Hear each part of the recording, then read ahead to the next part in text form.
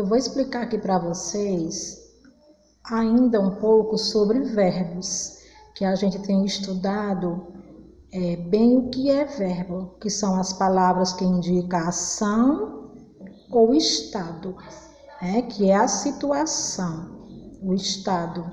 Agora nós vamos ver hoje sobre as conjugações verbais. Os verbos, eles são classificados em 3 conjugações. Primeira conjugação, segunda conjugação e verbos de terceira conjugação. Quando é que nós sabemos em qual situação está a classificação do verbo? Quando é que nós sabemos que o verbo ele é de primeira conjugação? O verbo ele é considerado de primeira conjugação quando ele é terminado em AR, como por exemplo, pular. Então, todo verbo pular, cantar, falar, brincar, dobrar, cortar, tudo isso são verbos. E todos eles terminam com AR, ar. Então, são considerados verbos da primeira conjugação. Depois nós temos os verbos de segunda conjugação. São os verbos terminados em ER. Por exemplo, comer termina com ER, certo?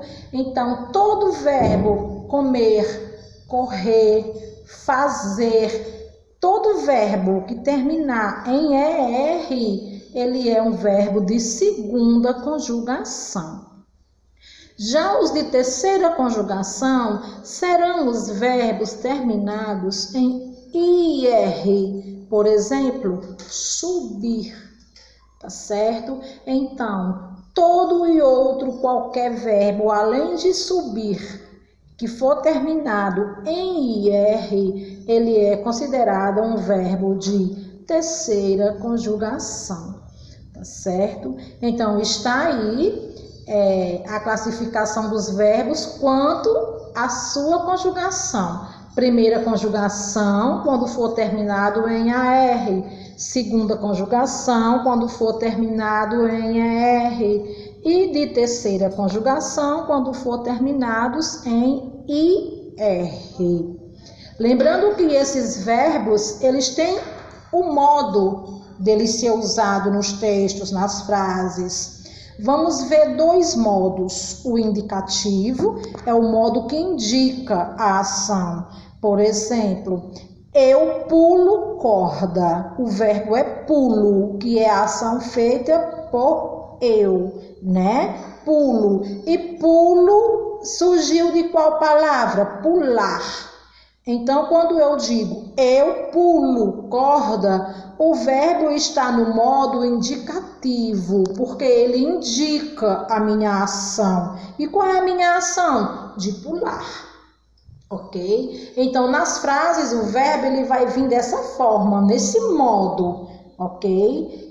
Ele pode vir nesse modo indicativo. Daí eu vou descobrir de qual palavra ele veio. No caso, pulo veio de pular. Se eu digo, eu gosto de bolo de chocolate. Gosto vem de gostar. E assim por diante. Já o modo imperativo é a forma em que os verbos aparecem nos textos ou nas frases, indicando ordem, pedido, instrução. Por exemplo, dobre o papel. Dobre o papel. A palavra dobre é um verbo e está no modo imperativo. Por quê? Porque está dando uma ideia de instrução.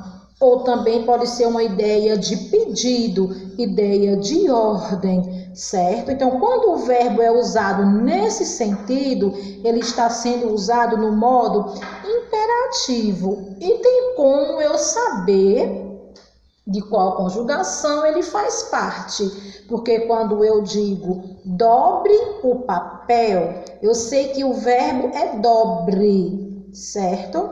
E ele vem de qual palavra? Dobrar. Então, ele é um verbo da primeira conjugação, porque termina com AR, né? Aí diz assim, abra a folha, abra está no modo imperativo, porque está dando uma ideia de pedido, de ordem ou de instrução. Vai depender da frase para a gente entender se está sendo uma ordem, um pedido ou se está instruindo, ok? O importante é que a gente entenda se o verbo está nesse modo de dar uma ordem, de fazer um pedido, de instruir alguma coisa, que é a mesma coisa de ensinar. Se for, ele está no modo imperativo. Se o verbo estiver dando ideia de como a ação acontece, ele está indicando como a ação acontece, eu dobro o papel. Eu dobro, indica a minha ação de dobrar. Está no indicativo.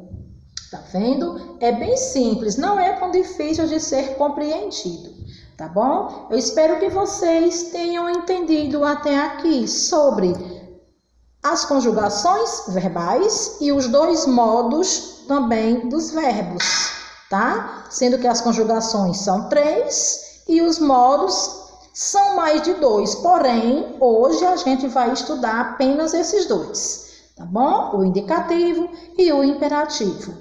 Certo? Eu espero que tenha dado para vocês compreender sobre as conjugações verbais e os modos do verbo. E bons estudos, e eu acredito que tenha dado para ajudar na resolução das atividades.